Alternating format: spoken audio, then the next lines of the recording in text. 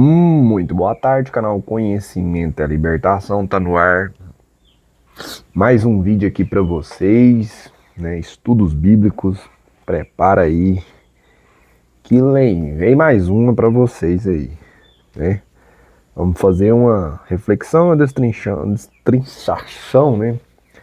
Um destrinchar. Vamos trabalhar a Bíblia aqui agora, certo? A palavra do Senhor. Mais um livro para vocês sobre o livro de Apocalipse. Mais um vídeo, né?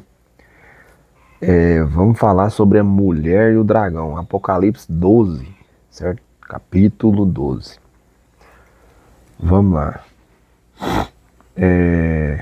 Eu vou trazer para vocês o significado, sabe? Das coisas que tem aqui. É muita figura de linguagem, viu, pessoal? Muito demais. Nossa Senhora. Mas vamos lá, né? Está espalhado por toda a Bíblia. É muito complicado, não é fácil. No 12 fala assim, ó. E viu-se um grande sinal no céu. Uma mulher vestida de sol, tendo a lua debaixo dos pés e uma coroa de 12 estrelas sobre a cabeça. Aí você fica imaginando isso, né? Mas eu vou trazer para vocês aqui o significado disso aqui. O que é isso, né? Olha o tamanho da figura de linguagem. As pessoas acham que é uma coisa sobrenatural, né? Tipo assim, coisa do sol e da lua, essas coisas assim, mas não tem nada a ver, certo? Isso é só um símbolo, tá? Lá em Gênesis 37, olha pra vocês verem, Gênesis 37, lá no começo da Bíblia, né? Apocalipse, indo lá no começo da Bíblia para usar a figura de linguagem. Eu vou passar aqui a página e vou ler pra vocês verem. Apocalipse, indo em Gênesis, né? Fazendo figura de linguagem onde tem em Gênesis o significado, certo? Todo mundo conhece essa aqui é mais velha do que eu, né? Ele fala assim, ó.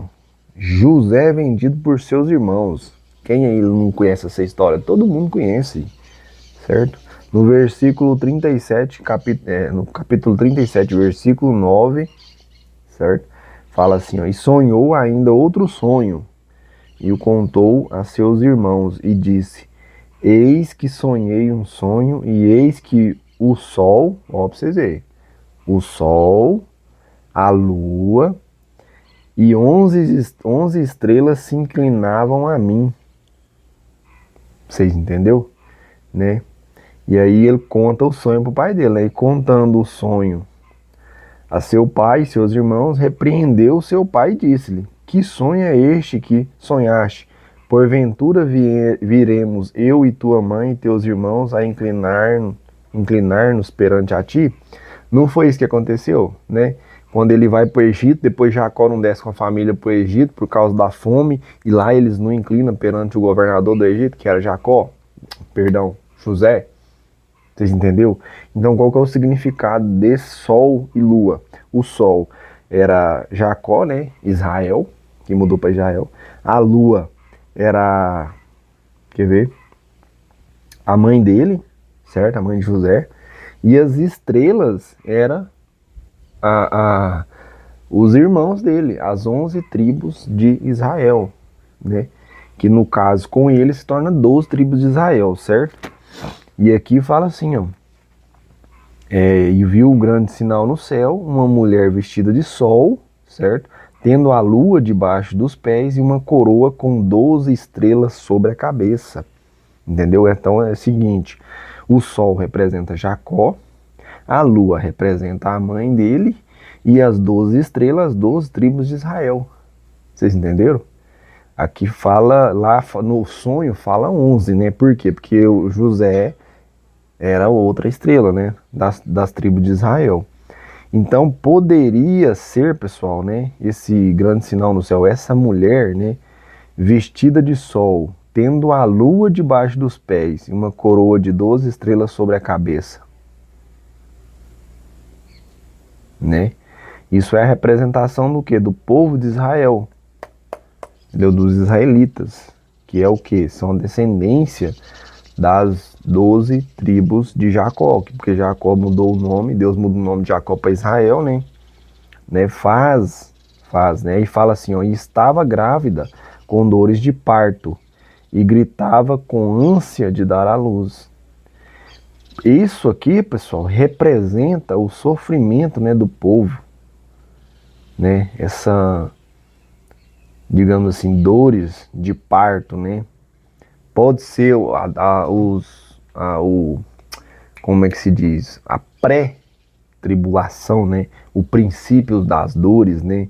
Que ainda está por vir ou que vai começar, né? Porque é o livro de Apocalipse, né? E é o que? Apocalipse é profecia, né? Isso é muito interessante. E aí vem no versículo 3, fala assim, ó. E viu-se outro sinal no céu, e eis que era um grande dragão vermelho, que tinha 7 cabeças e 10 chifres, e sobre a cabeça 7 diademas.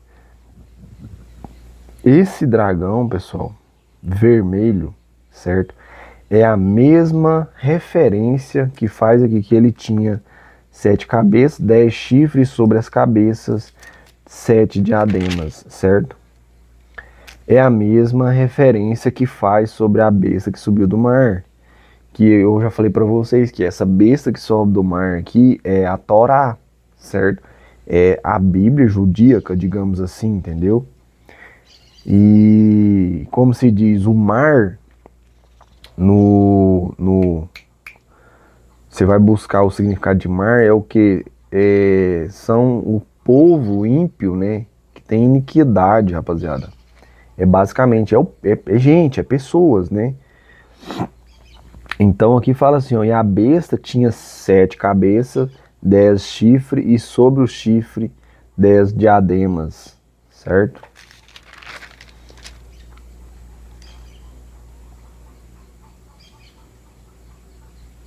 Sete cabeças, 10 chifres, e sobre a cabeça 7 diademas.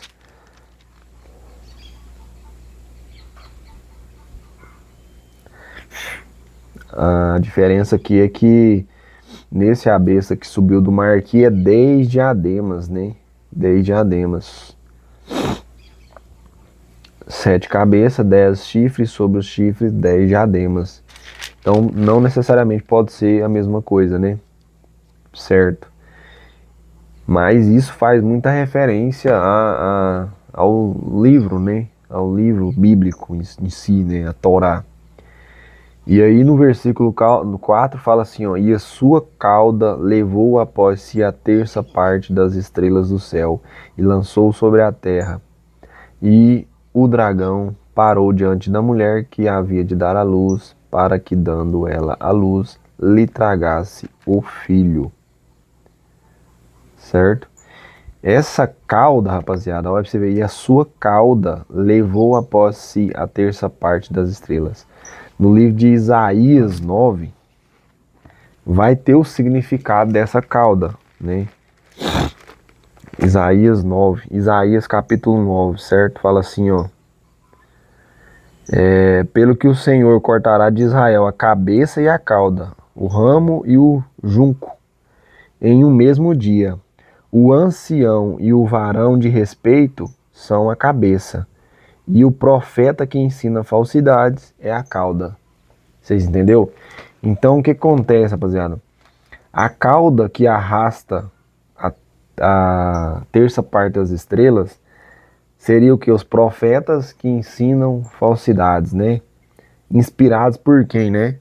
Que seria, no caso assim, os anjos caídos, né? São o quê? São pessoas que são levantadas por Deus que o inimigo corrompe e derruba, certo? E a mesma referência de estrelas é dada para os sacerdotes, né?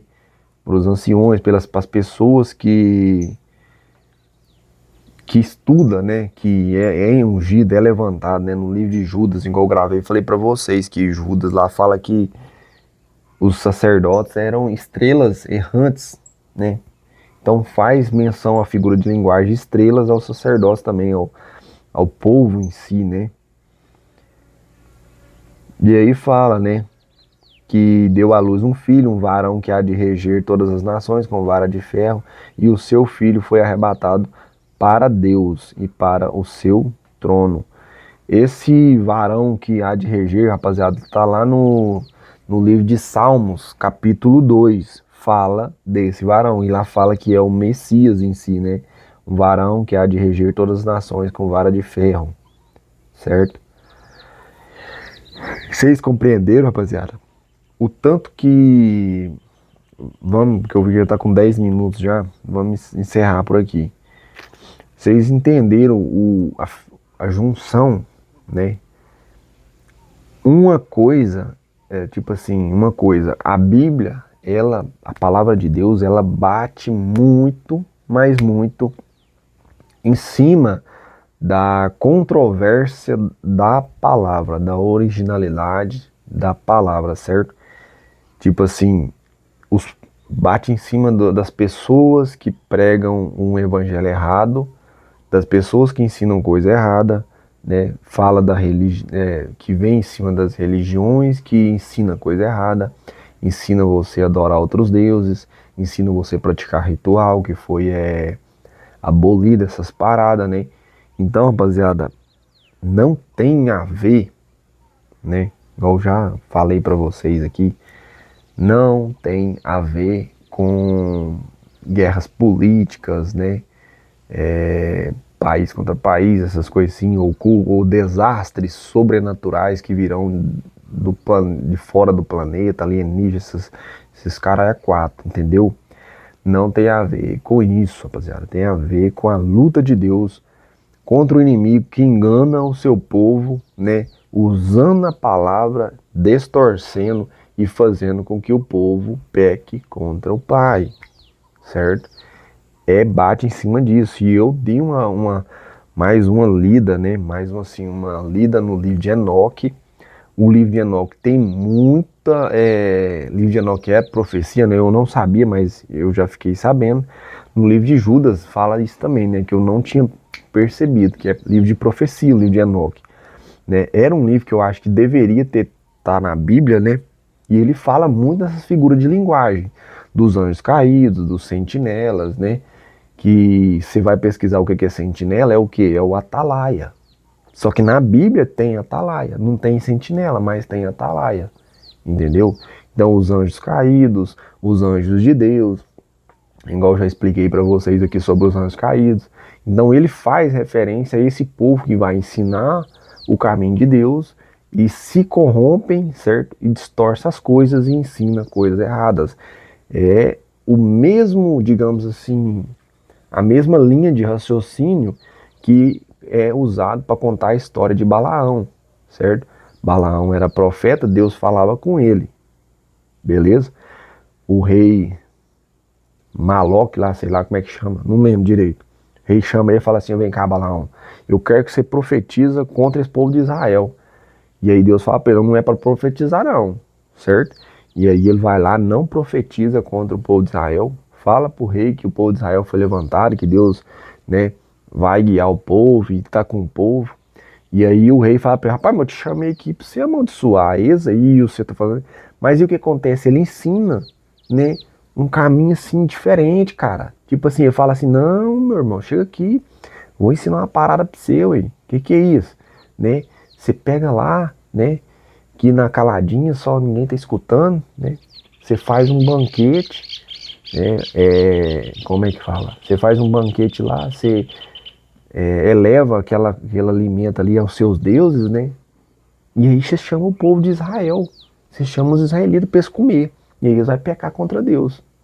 Vocês entenderam? Você chama as mulheres, né? Chama as mulheres lá, põe as peladas lá, né? E elas vai dançar lá e as loguinhas tá ó, né? Coabitando com elas. E eles vai pecar contra Deus. E aí Deus vai contra eles, né? Vai cobrar deles. Vocês entenderam? A doutrina de Balaão é essa, irmão. Né? É um mecanismo que ele usa para não descontrariar Deus, né? Porque ele não é, como se diz, ele não profetizou contra o povo de Israel, mas ele ensinou um caminho assim, meio de ladinho assim, para o rei, né? fazer com que os israelitas pecassem, rapaziada. Então esse é o caminho. A Bíblia não tem segredo, né? Ela é difícil, ela é grande, né? Você não consegue memorizar na sua cabeça todas as coisas, porque ela é muito grande, né? Apesar dela estar faltando muita coisa, ela é simplesmente um livro que vem batendo em cima do pessoal que sai do caminho do Pai, entendeu? Antes era na lei, aí o Messias vem, agora é pela graça. Mas mesmo assim, ainda tem pessoas que é desviada, né? Que é a famosa religião em si, né? Ela fala de Deus, prega Deus, né? Mas ela dá um jeitinho de fazer você desviar, certo? É um ritual aqui de Santa Ceia, né? É um ritual de dízimo, que você tem que pagar dízimo. É um ritual de fazer oferta, né? É um ritual de fazer voto, certo? E o principal, que é ajudar o próximo, a carniça não pratica. Vocês entenderam? Não pratica. E aí induz o povo a caminho errado, né? É desse jeito, rapaziada, né? A Bíblia não tem assim, ela foi desenhada, né? Ela foi escrita para que quem não tem a presença de Deus não consiga enxergar. Isso aí eu tenho plena convicção. A pessoa que ela não tem a presença de Deus, ela não vai conseguir ver, né, essas ligações que a Bíblia faz em si. Mas é isso aí, a função da gente é o quê? É pregar a palavra, o evangelho em todo canto da terra, certo? Fica aí o vídeo de hoje, até o próximo para vocês.